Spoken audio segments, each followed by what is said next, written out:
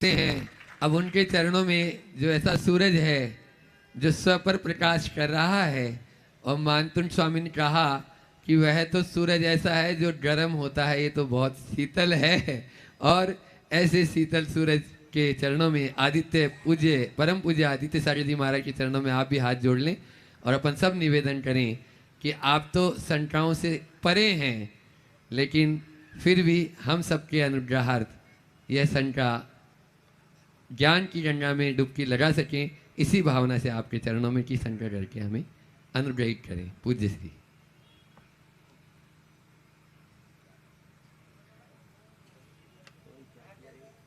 Mic चालू करो, यहाँ से कर दो, यहाँ से ऑफ है क्या?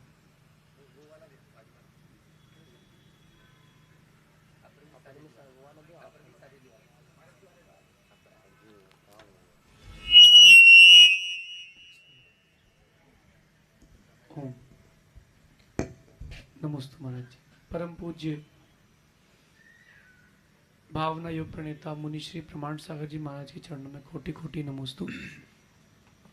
आज हम एक अपेक्षा चाहते हैं महाराज जी, उम्मीद। कहते हैं कि जब संत से संत मिलते हैं तो समाज में बसंत आ जाता है, और भोपाल में पुनः बसंत आ गया। गर्मी एकदम से बढ़ गई थी, वो वापस ठंडी में आ गई। बस मैं एक प्रश्न समझ लें या मेरी अपेक्षा समझ लें। कहते हैं कि हाथी के ऊपर ही हाथी का पलान रखा जाता है, चूहे के ऊपर नहीं।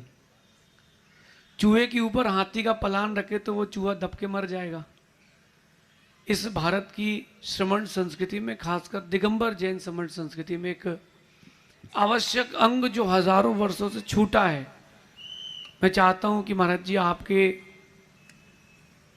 नेतृत्व में और उसका निर्देश अगर करने हमको मिल जाए तो आनंद आ जाएगा, ये हमारी उम्मीद है। वो ये है कि हजारों वर्ष पहले आचार्य अरहत बली स्वामी के सन्निधि में वेणु नदी के तट पर भारत के सभी श्रमण उपस्थित हुए थे। ऐसा कोई उपक्रम अगर इस भारत की भूमि में पुनः हो जाए तो मुझे लगता है कि ये जो कम दिखने वाली जैन समाज है, जिसमें दम है, ये जैन समाज एक माला के रूप में पुनः पिरोई जाएगी। क्योंकि ये तो मोती की जिद है बिखरने की, और धागे की जिद है, वो जोड़ के रखा है। तो महाराज जी अगर आपका सानिध्य या निर्देश या कुछ मिले जिससे ये भारत के एक मंच पर सभी साधु इकट्ठे हों, ये मेरा प्रश्न। नमस्ते महाराज ने बहुत उत्तम प्रस्ताव रखा है और ये उनके उत्तम भावना का ही प्रतीक है। यदि ऐसा हो जाए तो मैं भी कहता हूँ इससे अच्छा और कुछ नहीं होगा। बस हम भावना भाएं कि ऐसा हो जाए। और भाई ये जो काम है ये मुनियों का नहीं है, ये आचार्यों का है। तो महाराज ये मेरी ज्यूरिडिक्शन का मामला ही नहीं, तो चाह करके भी नहीं कर पाऊंगा। तो बस जैसे आपने भावना प्रकट की ना, मैं भी भावना ही प्रकट कर पाऊंगा। क्योंकि मुझे पता है कि केवल भावना प्रकट करने से कुछ होने वाला नहीं है।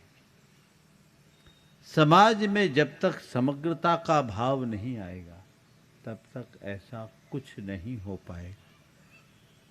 हमारा ये दुर्भाग्य है कि आज हम लोग भी अलग अलग खूंटों से बंध कर रह गए, जबकि हम सबका लक्ष्य एक होना चाहिए, वह है जिन शासन की छाया। जब हम जिन शासन की छाया को पकड़ लें तो समग्रता आएगी, और जब हम समग्रता को खोएंगे तो वही हो रहा होगा जो आज हो रहा है। फिर मैं एक बात जोड़ूंगा, सभी संत एक जगह इकट्ठे हो या ना हो, उससे बहुत ज़्यादा परिवर्तन हो मैं नहीं मानता। बल्कि मैं ये कहूँगा इतिहास की दृष्टि से कि इकट्ठे होने से ही संघभेद हुआ। आप तो इतिहास को जानते हैं। अरहद बलि के पहले सारा संघ अभिभक्त था। महाराज बड़ा खतरा दिख रहा है। अरहद बलि महाराज के पास जब आए, बोले तुम लोग सब आ गए? बोले हाँ, हम लोग अपने अपने संघ सहित आ गए। तब उन्होंने कहा कि नहीं, अब हमें डिस्ट्रीब्यूशन करना पड़ेगा और एक ही संघ में अनेक आचार्य बनाए। उन्होंने देव संघ, नंदी संघ, सिंह संघ और मूल संघ के भेद से 4 संघ बनाए, है ना। ये हमारे मूल संघ के भेद कहलाए। और अलग अलग संघ बना करके सबको कहा आप जाओ, तुम लोग अपना अपना धर्म ध्यान करो। तो मुझे लगता एक ही इकट्ठे होने का प्रमाण है, ऐतिहासिक प्रमाण केवल एक ही दिखता है कि आपके जाकर के महिमा नगरी में आचार्य अरहद बलि के काल में एक सम्मेलन हुआ। तो वो सम्मेलन में संघ बट गया। तो कहीं वही दोहरा जाए तो माथा फोड़ी और बढ़ जाएगी। इसलिए नहीं बात, बिल्कुल आशावादी तो यही कहेंगे कि शायद एक हो जाए। लेकिन इसलिए मैं कहता हूं, संघ एक जगह इकट्ठे हो या न हो, संघों के विचार इकट्ठे हो जाए तो सारा काम हो जाए। जरूरत उसकी है। कुछ विषयों में हम सबके विचार एक होना चाहिए, तभी हम आगे बढ़ पाएंगे। अन्यथा हम थोड़े से लोग हैं, मुट्ठी भर लोग, दल दल में परिवर्तित हो जाएंगे। हमें परिवर्तन करने की आवश्यकता है, समाज को संगठित करने की आवश्यकता है, साधु समाज को भी संगठित करने की आवश्यकता है। मेरा तो ये मन था महाराज जी कि जो नीचे वालों के मनभेद हो चुके हैं, वो हो सकता है उस सम्मेलन से मनभेद समाप्त हो जाए और हम फिर से पुनः आनंद की लहर में। महाराज मैं कह रहा हूँ, महासम्मेलन तो महान आदमियों पर छोड़ दो, अपन लघु सम्मेलन का ही आनंद लो। तो संदेश मिलता है, उसी में आनंद है और इसी में रस है। बाकी झमेले में पढ़ने में कुछ सहार नहीं है। बाकी बातें हैं। पंडित कैलाश चंद्र सिद्धांत शास्त्री जब वाचना करते थे तो उनका एक जुमला था, बाकी सब तो बातें हैं। बाकी सब तो बातें हैं, बातें बातें हैं, वस्तुतः वही बातें सार्थक है जो व्यवहार में उतर जाए।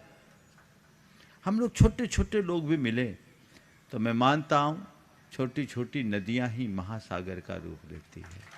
शुरुआत तो करें, आपस में संवाद और स्नेह अगर बनने लगे तो चीजें व्यवस्थित होगी। आप और पूछ सकते हैं। एक अच्छे वक्ता को